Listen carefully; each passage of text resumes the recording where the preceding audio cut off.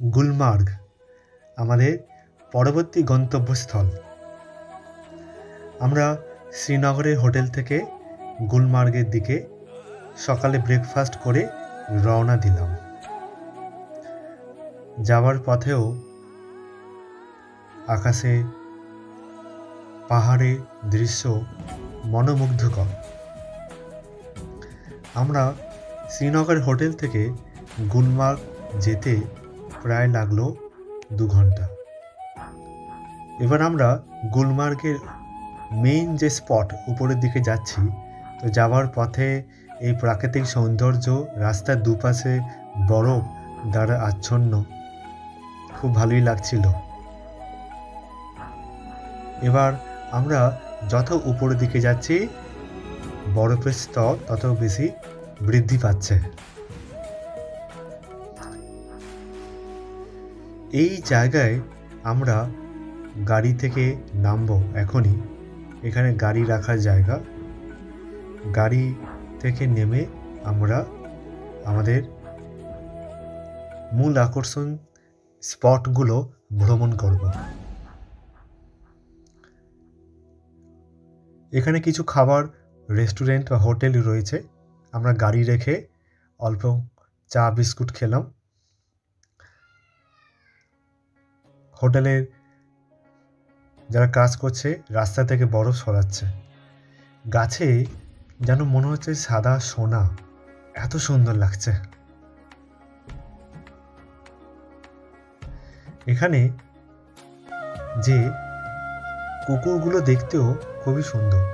গুলমার্গের কুকুর, পাহাড়ি কুকুর,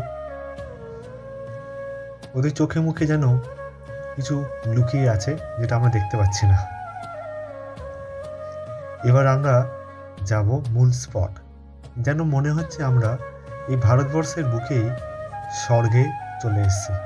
এই ভারতবর্ষের বুকেই এত সুন্দর জায়গা, যা দেখে মনে হচ্ছে যেন ভারতবর্ষের বাইরে আর কোথাও যেতেই হবে না।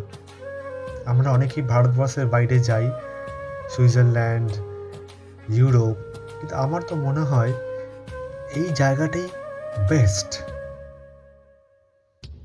আমরা হাঁটি হাঁটি পায়ে পায়ে করতে করতে সামনের দিকে এগোচ্ছি। সামনে থেকে শুরু হবে বিভিন্ন ভিউ পয়েন্ট।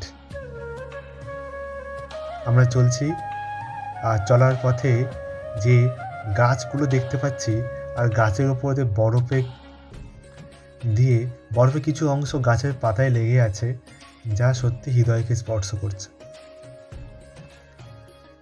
আমরা এবার যাব নিচের দিকে।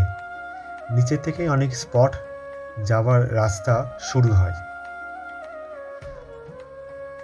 যেমন এখানে গাড়ি রেখে এই সামনে যে মন্দির দেখতে পাচ্ছি, এই মন্দিরেই বলিউড সিনেমার অনেকগুলি সিনেমা শুটিং হয়েছে। এখান থেকে আমরা স্লেজ ভাড়া করে 5টি ভিউ পয়েন্টে গেছিলাম, যেখানে ভাড়ার মূল্য 1000 টাকা। যাবার আগে আই লাভ গুলমার্গে ফটো তুললাম। তারপরে আমরা 5টি পয়েন্টের দিকে রওনা হলাম। স্লেজ পিছু ভাড়া নিয়েছে 1000 করে। এটি একটি ভিউ পয়েন্ট। এখানে নাকি চার্চ রয়েছে, যে চার্চে আমরা এখন যাচ্ছি। চারিদিকে মেঘাচ্ছন্ন, আর সাদা আর সাদা, আর কিছু দেখতে পাচ্ছি না। বেশিরভাগই বাঙালি মানুষ যারা ভ্রমণ করতে এসেছেন। এই চার্চটি খুব সুন্দর। এটা আরেকটি ভিউ পয়েন্ট। চার্চের চারপাশে বেশ ভালোই লাগছিল। আমরা কিছুক্ষণ এখানে বসলাম। এই গাছ, ছোট্ট নদী বয়ে চলেছে, ওখানে বসার জায়গাও রয়েছে। খুবই ভালো লাগছে জায়গাটা, খুবই ভালো।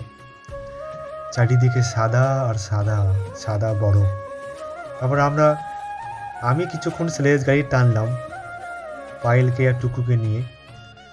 খুবই ভালো লাগছিল, তারাও খুব মজা পাচ্ছিল, টুকুও খুব মজা পাচ্ছিল। তারপরে হাতে বরফ নিয়ে টুকু আনন্দ করছিল, আমিও স্লেজ টানছিলাম। তো অন্যরকম অনুভূতি অনুভব করলাম। সামনে কিছু মানুষ বরফের স্নো আমাদের গায়ে দিচ্ছে, যাতে ভিডিওটি আরও সুন্দর আর মোহমুগ্ধ হয়। তারপর তারাই আমাদের রেস গাড়ি করে টানতে টানতে নিয়ে যাচ্ছিল। এটি একটি হাই স্পট, এই স্পট থেকে তারা আমাদের নিচের দিকে নিয়ে যাচ্ছে। একটু পরেই স্লেজের গতি অনেক বেড়ে যাবে, আর আমরা আনন্দ করতে করতে নিচের দিকে নামছি। আসলে এই জায়গাটি আসলে অনেকটা উঁচু। এবার আমরা উঁচু থেকে নিচের দিকে যাব। প্রথমে একটু ভয় লাগছিল, তারপরে ভয় কেটে গেল, আর আমরা আনন্দ করতে এই অনুভব করতে আনন্দের অনুভব করতে হই হল্লা করতে এই নিচের দিকে নামছি। বেশ সাংঘাতিক, কিন্তু শক্ত করে ধরেছিলাম। বেশ খাড়া, অনেকটা খাড়া, সেই উপর থেকে খাড়া রাস্তা দিয়ে আমরা নামছি। এই অনুভূতি মনে থাকবে। তারপর আরেকটি স্পটে আমরা গেলাম, চারিদিকে সবুজ গাছ, মাঝখানে বরফ। এখানে কিছুক্ষণ ছিলাম। এখানেও বেশ খানিকক্ষণ আমরা ছিলাম, ফটোশ্যুট করলাম, গল্প করলাম। এত সুন্দর জায়গা। এখানকার মানুষদের এটাই রুজি রোজগারের একটি পথ, স্লেজ গাড়ি টানা। খুব কষ্ট, তারা খুব কষ্ট করে টানছিল। একটি গাড়িতে একজনই বসা যায়। তারপর এখানে কিছু মুহূর্ত কাটিয়ে আমি কি করলাম, পুশ আপ করলাম। এই বরফের ওপরে পুশ আপ 1 2 3 4 5 6 7 8। আগে কিছু ছিল, যাই হোক। তারপর নাচও করা হলো, গান চলছিল, গানের বক্স নিয়ে আসা হয়েছিল, আর দিদা নাচ। এই নাচও আমার মনে থাকবে। বরফের ওপরে কিন্তু নাচ করা মোটেই কিন্তু সহজ নয়। পা পিছলে যাচ্ছিল, পাটা দেবে যাচ্ছিল। তার উপর নাচ দেখে তো বাকি মানুষেরাও খুব আনন্দ পেয়েছে, যারা ঘুরতে এসেছিল। নাচের ব্যাকগ্রাউন্ড মিউজিক তো চালাতে পারছি না, কপিরাইট হয়ে যাবে।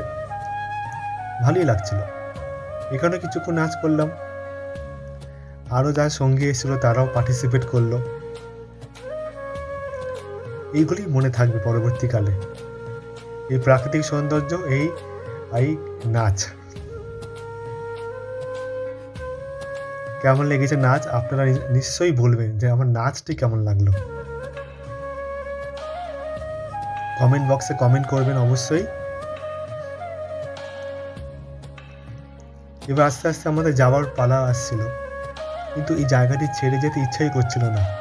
চারিদিকে বরফ আর বরফ, সাদা বরফ। কিছু বাড়িঘর আছে, কিছু হোটেল আছে। ঘরগুলো দেখতে খুব সুন্দর লাগছিল। চারিদিকে গাছ আর গাছ, দূরে গাছগুলো যেন মনে হচ্ছে বাউন্ডারি দিয়ে ঘেরা। এখানেও আমরা কয়েকজন মিলে আনন্দ করলাম, গুলমার্গে ফটো তুললাম। এবার আমাদের যাওয়ার পালা চলে এসেছিল। যাওয়ার আগে আরও কিছু মুহূর্ত আপনাদের দেখাচ্ছি। নিশ্চয়ই কমেন্ট করবেন কেমন লাগলো আমাদের এই ভিডিও। আর পরের ভিডিও দেখার জন্য সাবস্ক্রাইব করবেন, কমেন্ট করবেন। এই বলে আমার ভিডিও সমাপ্তি করলাম।